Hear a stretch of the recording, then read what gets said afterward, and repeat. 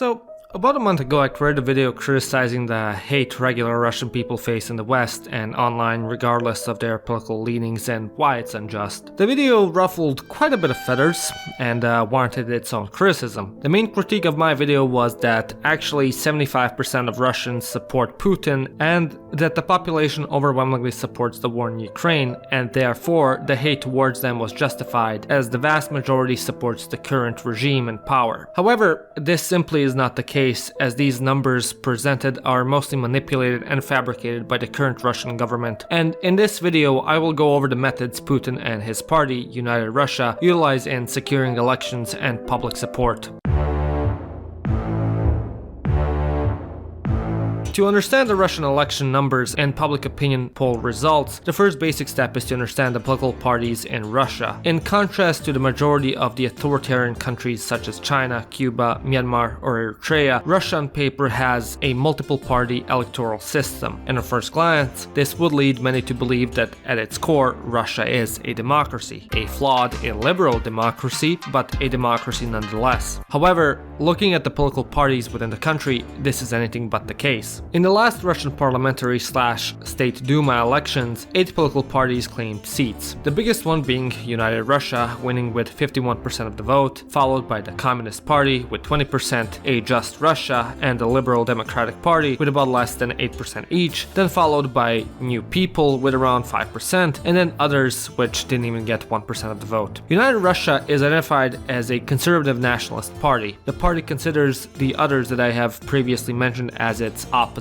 However, at a closer look at the beliefs of the parties in the State Duma, all identify as nationalist. The third largest party, Just Russia, and the fourth, the Liberal Democratic Party, are also on the right side of the political wing, much like United Russia, even though it claims to be centrist. All of the parties within the system have also endorsed Russia's president, Vladimir Putin, including New People, which on paper stands the closest to Alexei Navalny, Putin's most recent significant political rival. On paper, these parties serve as the opposition to United Russia. However, upon being elected, they vote in policies United Russia puts into motion and practically don't oppose the party nor the president. As a result, international relations experts have deemed these parties and the system in Russia as a managed democracy, as the opposition is practically subservient to the main political party. When it comes to the actual opposition parties, in many cases, they are not even allowed to register and run for office, or they are straight up eliminated using violence or other means. For example, in 2018, when Alexei Navalny attempted to run for president within the country, the bureaucratic institutions rejected his application and his subsequent appeal for their decision. This was done due to his criminal record,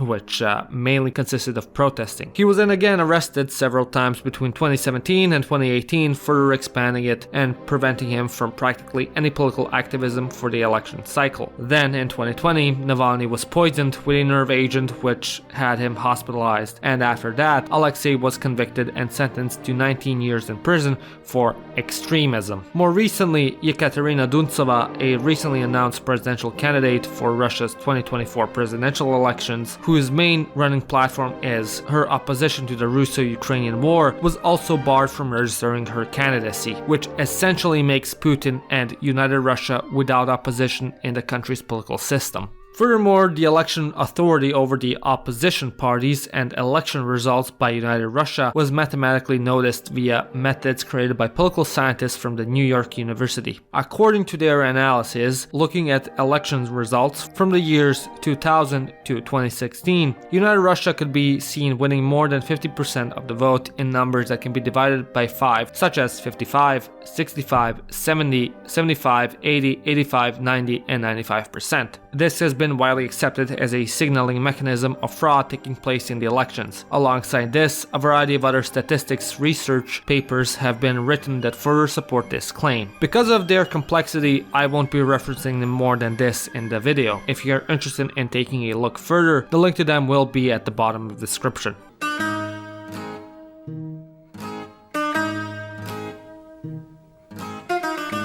When it comes to the methods themselves of number manipulation, one of the first tactics used by Russia's regime is candidate duplication. Although this method of election manipulation isn't exclusive to Russia, as it has been recorded in plenty of other countries, including the Florida State Senate elections of 2020, it is a popular technique in the country. Essentially, if an opposition leader is able to run during the elections, the party in charge will nominate candidates who have a similar name and appearance to the opposition leader. The most famous example of this happening was in the legislative local elections of St. Petersburg. In the best case scenario, this will dilute the votes of the opposition leader and in the worst case, straight up steal them. Although not used in presidential elections, it is quite common in local ones. Another way of controlling election results is kicking opposition candidates off the ballots due to bogus claims. Within Russia, there are a variety of laws regulating who can and can't run in political elections. One of the main ones used as a tool to eliminate a candidate off the ballot is the foreign agent law. According to the legislature, a person deemed as a foreign agent cannot run for office in the country.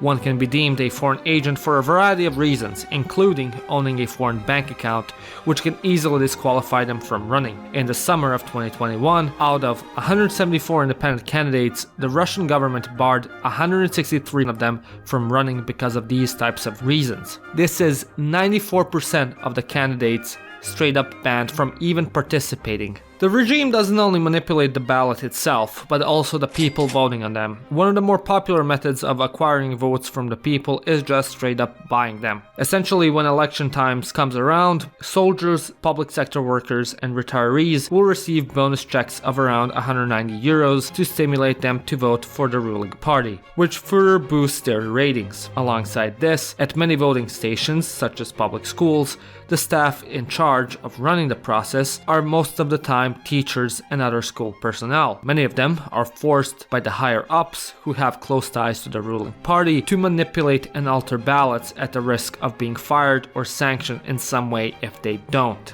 As a result, hundreds of videos can be found circling the internet of the staff committing acts such as ballot stuffing and even physically intimidating voters and observers. The election manipulation doesn't only extend to the engineering of the results in the physical realm, but in the digital as well. Unlike the vast majority of the world, the free flow of information on the internet is restricted by the Russian government. While Russia bans a decent amount of websites such as archive.org, Dailymotion, LinkedIn, and many others, hell, even Telegram was banned for a while, the main method of control over the internet is censorship.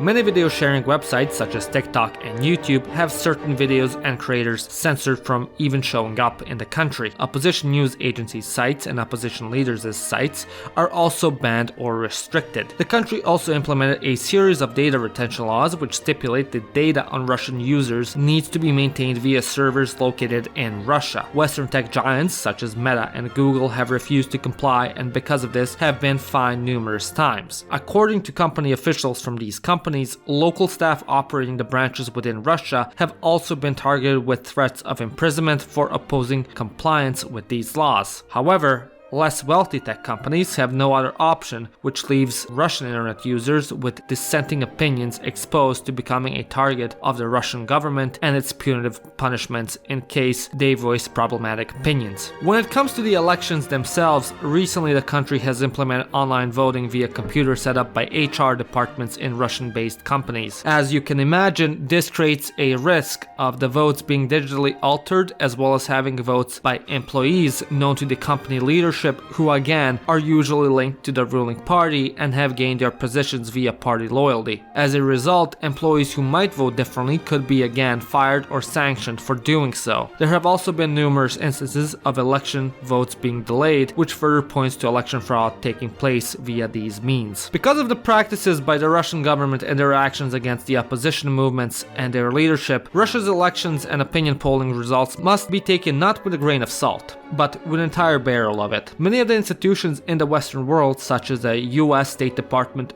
Britain's Foreign Ministry, and the European Parliament, have, as a result of these incidents happening in the Russian elections, refused to have ties with the Russian government due to deeming its leadership as illegitimate. The MEPs within the EU Parliament have even named the regime as a stagnating authoritarian kleptocracy led by a president for life surrounded by a circle of oligarchs. As a result, it is quite difficult to know how many Russians truly support Putin and the current Russian regime, as the practices employed by the Russian government in these elections are extremely undemocratic and irregular. And until there is a drastic change in the way Russia is governed, knowing the actual feelings of the vast majority of Russians will be quite a difficult task. In my third video on Russia, I will discuss about Russia's history and how the Mongols and later on the ruling class terrorized the local Russian population as well as the non-Russian population within the empire, and how that impacted the current mentality of people and politics and why